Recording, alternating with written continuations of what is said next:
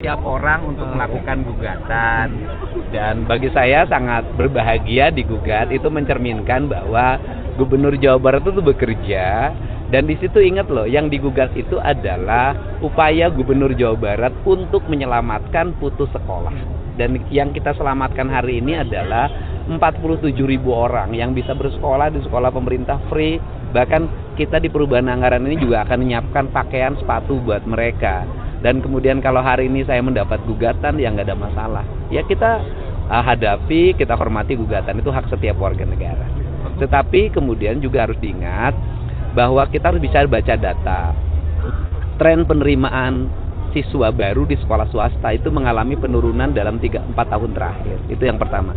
Kemudian yang kedua, sekolah swastanya tumbuh bertambah. Ya kan, tahun ini saja nambah hampir 60 lebih. Nah, nanti kita lihat dipetakan apakah sekolah-sekolah swasta yang hari ini mengalami penurunan murid itu disebabkan karena rekrutmen yang ditambah di sekolah negeri atau tidak. Kan itu belum tentu. Nanti kita lihat di peta data itu. Nah, semua itu kan nanti bisa disampaikan di pengadilan tata usaha negara. Kemudian berikutnya adalah bahwa anak-anak yang 47.000 ini kan sudah terdaftar sebagai siswa dan sudah masuk di Dapodik.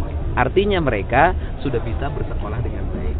Yang saya pikirkan sebagai gubernur hari ini adalah bagaimana mereka tidak lama di 43 sampai 50 itu dengan mempercepat pembangunan ruang kelas baru. Dan kita targetkan di perubahan anggaran ini ada ratusan ruang kelas baru yang kita bangun.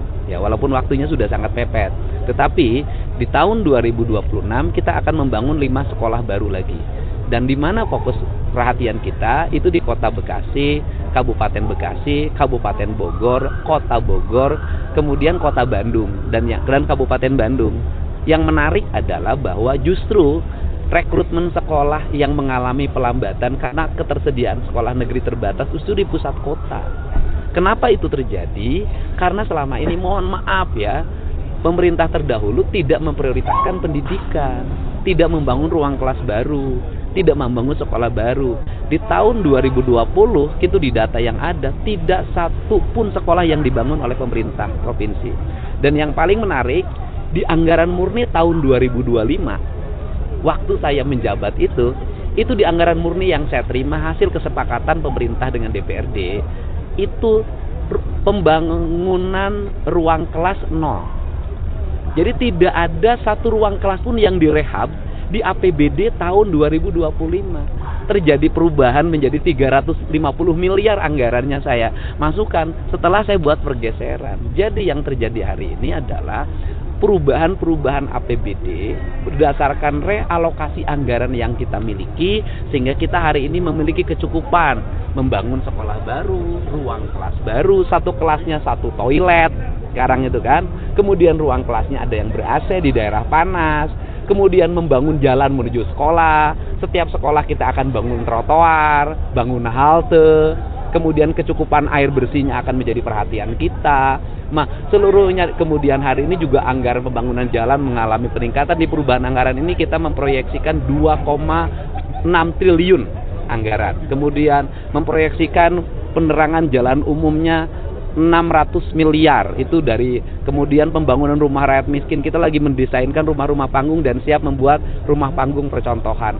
Banyak alokasi yang kita arahkan hari ini kita buat, termasuk di dalamnya kita memfokuskan merevitalisasi sungai, melakukan pengerukan terhadap danau-danau. Ini anggarannya sekarang nyampe 450 miliar dari hanya 20, jadi ada lonjakan yang besar. Nah, yang harus menjadi perhatian saya adalah, pertanyaan saya mendasar adalah, ketika dulu uang APBD tidak tersampaikan kepada publik secara terbuka, tidak memfokuskan prioritas anggaran pada yang menjadi kepentingan publik, ketika pemerintah tidak bangun sekolah, ketika pemerintah tidak bangun ruang kelas baru, ketika banyak sekali orang pergi ke sekolah, sudah masuk kelas dikeluarkan lagi tidak diterima hingga diukur jalannya, kenapa pengamatnya pada diem?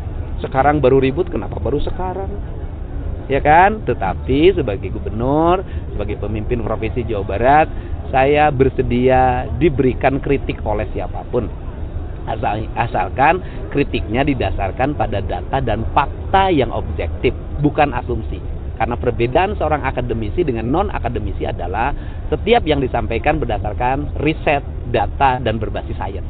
Zero emission, udah aja kebijakannya hari Jumat ke kantor naik angkot. Itu Pak. Akibatnya apa? Akibatnya adalah mobilnya diparkir di luar, nggak sulah nipu, pegawai masuk nipu. Ya pegawai mah ya pegawai Pemda ya, di mana wae naik Pemda kabupaten.